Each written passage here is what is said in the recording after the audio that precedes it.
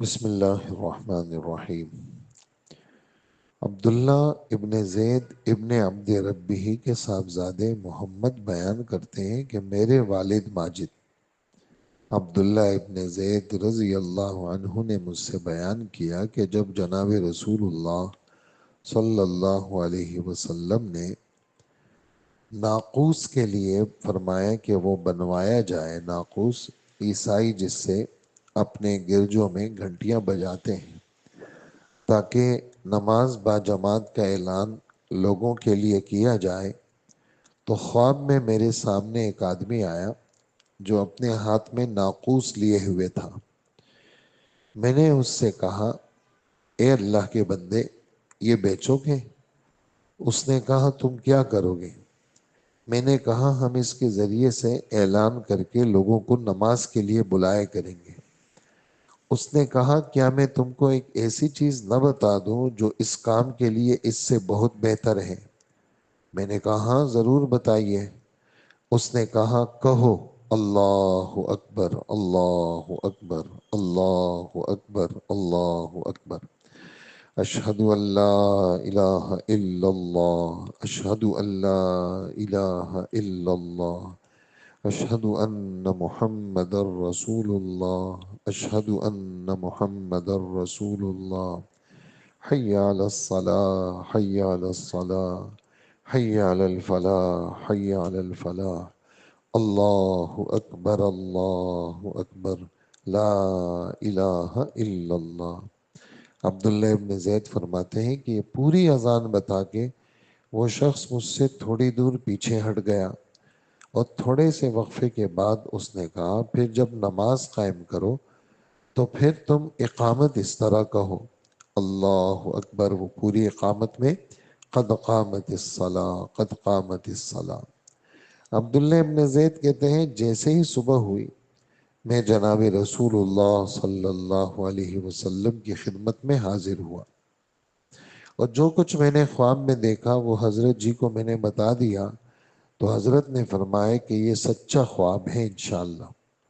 اور آپ نے مجھ سے کہا، فرمایا کہ تم بلال کے ساتھ کھڑے ہو کر ان کو یہ کلمات بتاتے رہو جو تم نے خواب میں دیکھے ہیں، اور وہ پکار کے ان کلمات کے ذریعے سے اذان کہیں، کیونکہ ان کی آواز تم سے زیادہ بلند ہے۔ تو میں حضرت بلال کے ساتھ کھڑا ہوا، میں ان کو کلمات بتاتا رہا، وہ اذان دیتے رہے۔ حضرت عبداللہ ابن زید رضی اللہ عنہ فرماتے ہیں کہ حضرت عمر ابن خطاب رضی اللہ عنہ نے ان کلمات کو اپنے گھر میں سنا تو جلدی سے اپنی چادر کو کھینچتے ہوئے نکلے، اور رسول اللہ صلی اللہ علیہ وسلم سے عرض کر رہے تھے، قسم اس پاک ذات کی جس نے آپ کو دین حق کے ساتھ بھیجا ہے، میں نے بھی ویسا ہی خواب دیکھا ہے جیسے عبداللہ ابن زید نے دیکھا۔ تو جناب رسول اللہ صلی اللہ علیہ وسلم نے فرمایا، فَلِلَّهِ الْحَمْدُ، اللہ ہی کے لیے تمام تعریفیں ہیں۔ اس حدیث سے متعلق دو باتوں کی وضاحت ضروری ہے۔ ایک وضاحت یہ ہے کہ عبداللہ ابن زید کا بیان یہ نقل کیا گیا ہے کہ حضور صلی اللہ علیہ وسلم نے نماز کے اعلان کے لیے ناقوس بنوانے کے لیے فرمایا، اور گزشتہ کل حضرت انس کی روایت میں یہ بات گزری ہے کہ ناقوس کی تجویز پیش کی گئی تو آپ نے فرمایا وہ تو عیسائیوں کی چیز ہے۔ تو اب ان دونوں روایتوں میں اختلاف کی وضاحت یہ ہے کہ نماز کے اعلان کے لیے جو چند تجویزیں حضور صلی اللہ علیہ وسلم کے سامنے پیش کی گئی تھی، ان میں سے جھنڈے والی اور آگ روشن کرنے والی اور یہودیوں کے نرسنگے والی تجویزیں کے متعلق تو آپ نے ناپسندیدگی کا اظہار فرما کر واضح طور پر منع کر دیا۔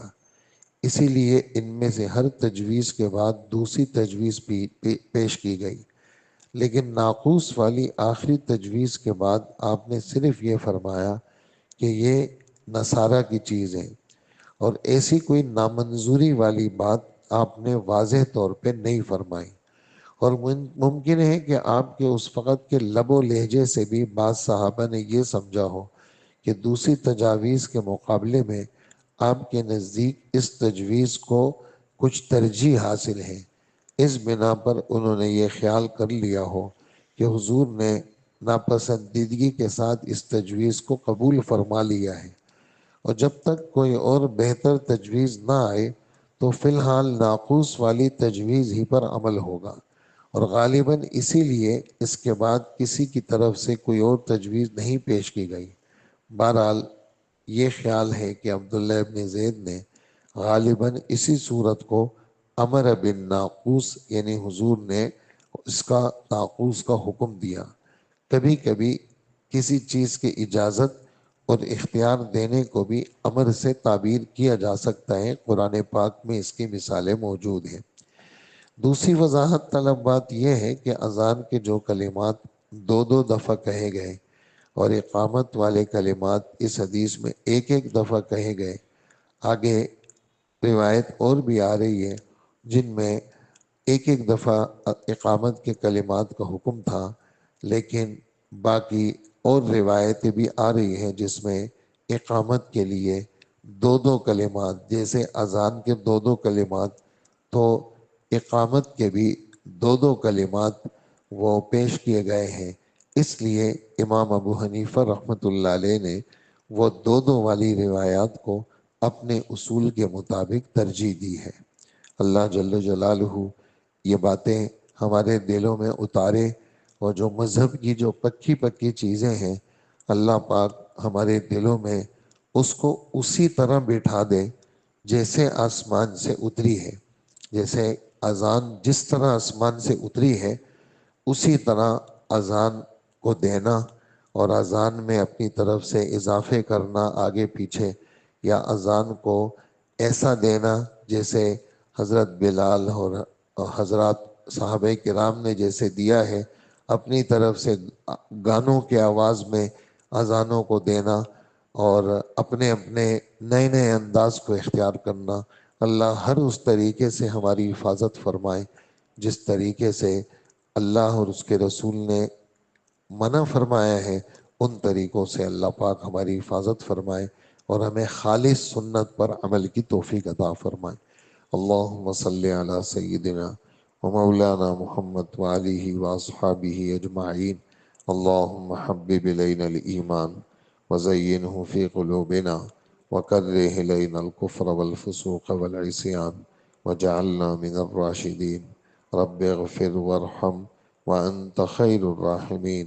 سبحان ربک رب العزت عما یصفون وسلام علی المرسلین والحمد للہ رب العالمین۔ آمین برحمتک یا ارحم الراحمین۔ بسم اللہ الرحمن الرحیم۔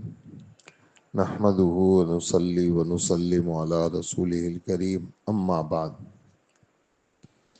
مصیبتوں پر صبر کے متعلق دوسرا پارہ، اس کا تیسرا صفحہ۔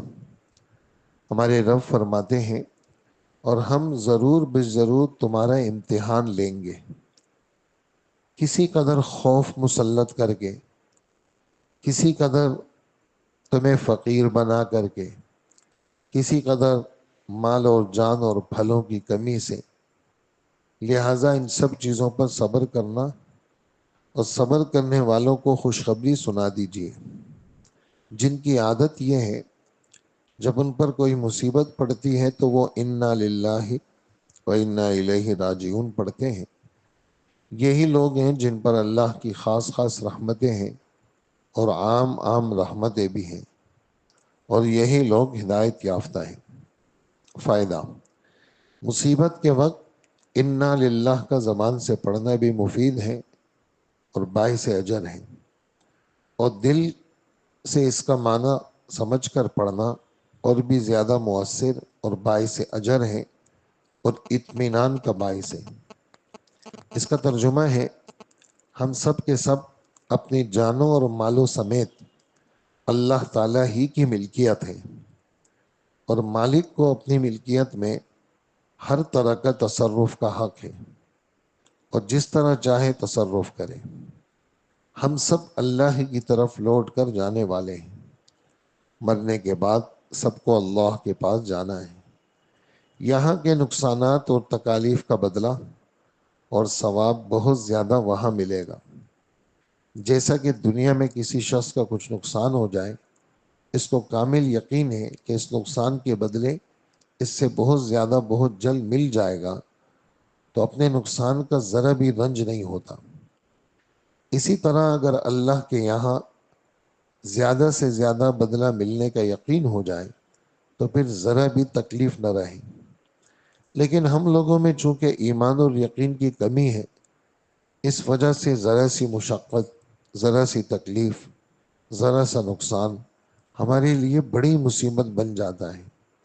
اللہ تعالیٰ نے اپنے پاک کلام میں اس کی طرف مختصر بھی اور تفصیلاً بھی جگہ جگہ تنبیہ فرمائی ہے کہ یہ دنیا سخت امتحان کی جگہ ہے، اور کئی کئی طریقے سے امتحان ہوتا ہے۔ کبھی مال بہت زیادہ دے کر کے اللہ امتحان لیتے ہیں، اور پھر کس طرح خرچ ہو رہا ہے اس کا بھی امتحان ہے کہ کہاں لگا رہا ہے۔ کبھی اللہ پاک فقیر بنا کر کے امتحان لیتے ہیں کہ یہ بندہ جزا فضا کر رہا ہے یا صبر و صلات کر رہا ہے، تو بار بار صبر و صلات اور اللہ کی طرف رجوع کی ترغیب دی جاتی ہے، اور تنبیہ کی جاتی ہے کہ دیکھو تم آج کل زیر امتحان ہو، ایسا نہ ہو اس امتحان میں فیل ہو جاؤ۔ تو نمونے کے طور پر چند آیتیں پیش کی جاتی ہیں۔ سب باتیں دوستو اللہ ہمیں انہیں سننے والا بنائے اور عمل کی توفیق عطا فرمائے۔ یہ پہلے پارے کی آیت ہے، وَاسْتَعِینُوا بِالصَّبْرِ وَالصَّلَاةِ، مدد حاصل کرو صبر کے ساتھ اور نماز کے ساتھ۔ حضرت قتادہ رحمۃ اللہ علیہ کہتے ہیں یہ دونوں چیزیں اللہ کی طرف سے مدد ہیں، ان سے مدد لو۔ عبداللہ ابن عباس رضی اللہ عنہ فرماتے ہیں میں ایک مرتبہ حضور صلی اللہ علیہ وسلم کے ساتھ سواری پر سوار تھا۔ آپ نے فرمایا لڑکے میں تجھے چند باتیں بتاتا ہوں، اللہ تجھے ان باتوں سے نفع دیں گے۔ میں نے کہا ضرور بتائیں۔ آپ نے فرمایا کہ اللہ کی حفاظت کر، اس کے حقوق ادا کر، اللہ تیری حفاظت کریں گے۔ اللہ کے حقوق کی حفاظت کر تو اللہ کو ہر وقت اپنی مدد کے لیے سامنے پائے گا۔ ثروت کی حالت میں اللہ کو پہچان لے، یاد کر لے، وہ تجھے مصیبت کے وقت میں پہچانے گا، مدد کرے گا۔ یہ بات جان لے جو کچھ تجھے مصیبت پہنچی ہے وہ ہٹنے والی نہیں تھی، جو نہیں پہنچی وہ پہنچنے والی نہیں تھی۔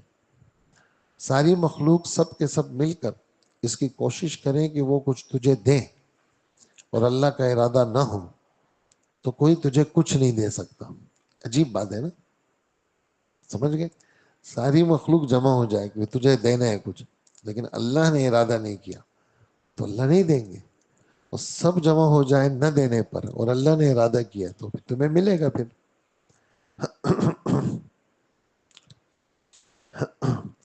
سب کے سب مل کر تجھ سے کسی مصیبت کو ہٹانا چاہیں اور اللہ جل جلالہ نہ چاہے تو کبھی بھی اس مصیبت کو کوئی نہیں ہٹا سکتا۔ تقدیر کا قلم ہر اس چیز کو لکھ چکا ہے جو قیامت تک ہونے والی ہے۔ جب تو کچھ مانگے تو صرف اللہ ہی سے مانگ۔ کیا جملہ زبان سے کہیں بھائی، سب بھائی زبان سے کہیں۔ حضور کی دعا ہے اذا سألت فاسأل اللہ، جب تو مانگے تو صرف اللہ سے مانگ، جب تو مانگے تو صرف اللہ سے مانگ، اور جب مدد چاہے تو صرف اللہ سے مدد چاہ، اور جب بھروسہ کرے تو صرف اللہ ہی پہ بھروسہ کر۔ ایمان اور یقین اور شکر کے ساتھ اللہ کے لیے عمل کر۔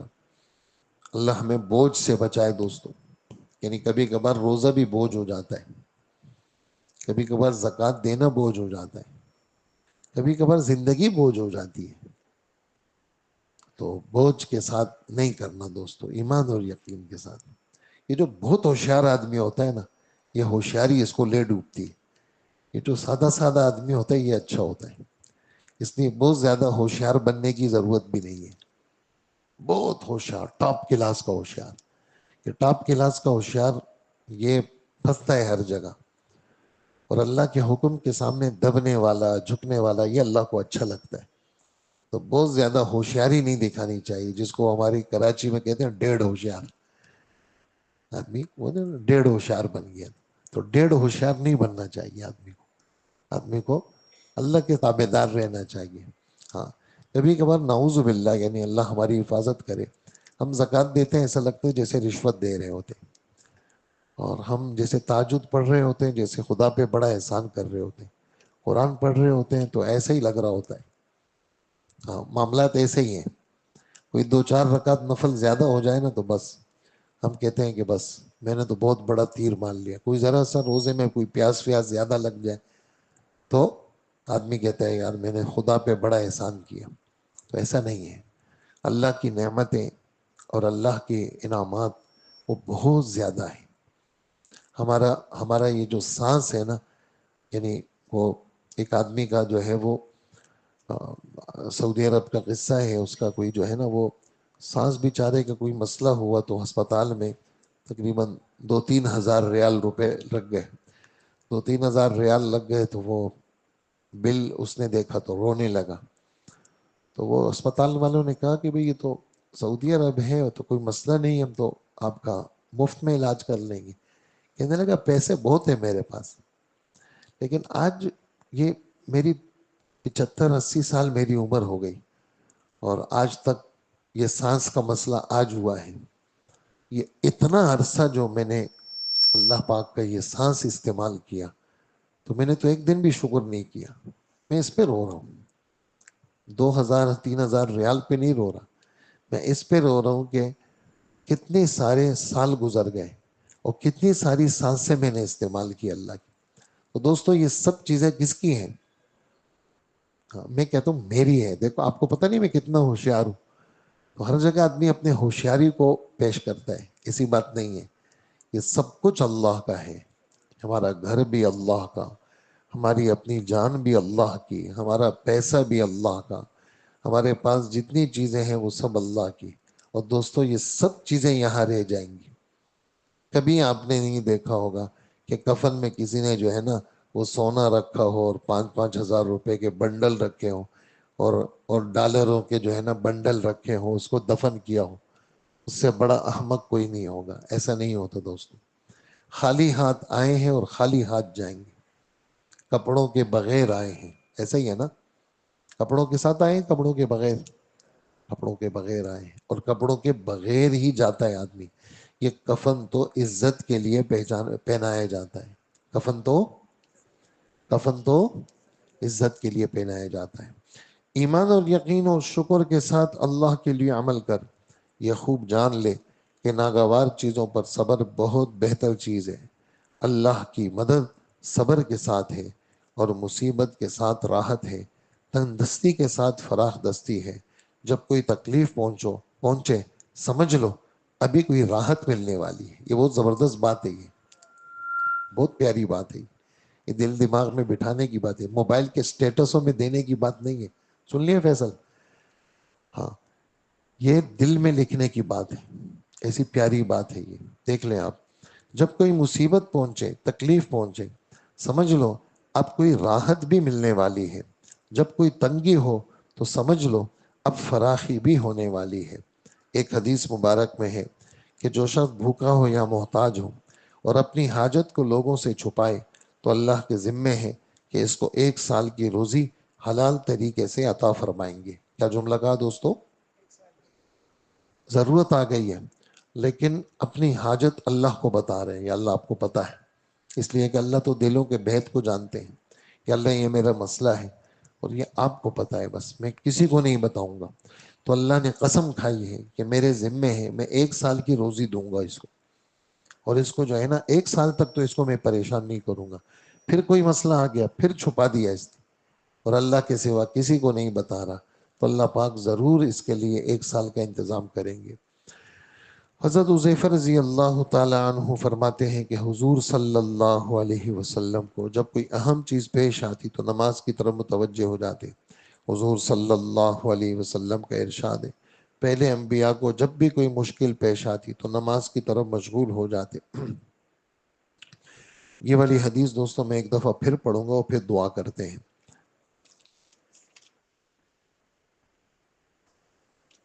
حضرت عبداللہ ابن عباس رضی اللہ تعالی عنہما فرماتے ہیں کہ حضور صلی اللہ علیہ وسلم نے مجھ سے کہا کہ تمہیں لڑکے کچھ باتیں بتاتا ہوں، اللہ تمہیں نفع دیں گے۔ میں نے کہا ضرور بتائیں۔ فرمایا اللہ کی حفاظت کر، اللہ تیری حفاظت کریں گے۔ اللہ کی حفاظت کر تو اللہ کو اپنی مدد کے لیے ہر وقت سامنے پائے گا۔ مالداری کی حالت میں اللہ کو پہچان لے، اللہ کو یاد کر لے، مصیبت کے اوقات میں تجھے پہچانے گا۔ یہ بات اچھی طرح جان لے، جو کچھ بھی مصیبت تجھے پہنچی ہے وہ ہرگز ہٹنے والی نہ تھی، جو نہیں پہنچی تو کبھی پہنچنے والی نہ تھی۔ ساری مخلوق، لوگ کہتے ہیں نا یار فلانے راستے سے جاتے نا تو یہ نہ ہوتا، کہتے ہیں نا لوگ، ہاں میں نے تمہیں منع بھی کیا تھا اس راستے سے مت جانا، دیکھو یہاں سے آ گئے، اس طرف سے جاتے دیکھو یہ جام ملا تمہیں، اس راستے سے آتے دیکھو دیکھو اس راستے سے گئے تو لٹ گئے، دیکھو وہ فلانے راستے سے جاتے تو ایسا نہیں ہوتا۔ اگر یہ کرتے، ہماری زندگی بھری ہوئی ہے اس سے، اگر میری رائے مان لیتے دیکھو ایسا نہیں ہوتا، اگر ایسا کر لیتے۔ ساری مخلوق سب کے سب مل کر اس کی کوشش کریں کہ وہ تجھے کچھ دیں اور اللہ اس کا ارادہ نہ کرے تو سب کے سب ہرگز اس پر قادر نہیں ہو سکتے کہ تجھے کچھ دے دیں۔ اگر سب کے سب مل کر تجھ سے کسی مصیبت کو ہٹانا چاہے، اللہ نہ چاہے تو کبھی تم سے کوئی مصیبت نہیں ہٹا سکتا۔ تقدیر کا قلم ہر اس چیز کو لکھ کر خشک ہو چکا ہے جو قیامت تک ہونے والی ہے۔ جب تو کچھ مانگے تو صرف اللہ ہی سے مانگ، جب مدد چاہے تو صرف اللہ ہی سے مدد چاہ، جب بھروسہ کرے تو صرف اللہ ہی پر بھروسہ کر۔ ایمان اور یقین اور شکر کے ساتھ اللہ کے لیے عمل کر۔ یہ خوب جان لے کہ ناگوار چیزوں پر صبر بہت بہتر چیز ہے۔ اللہ کی مدد صبر کے ساتھ ہے اور مصیبت کے ساتھ راحت ہے اور تنگ دستی کے ساتھ فراخ دستی ہے۔ جب کوئی تکلیف پہنچے سمجھ لو اب کوئی راحت بھی ملنے والی ہے، جب کوئی تنگی ہو تو سمجھ لو کہ فراخی بھی ہونے والی ہے۔ اللہ ان باتوں کا ہمیں یقین نصیب فرمائے۔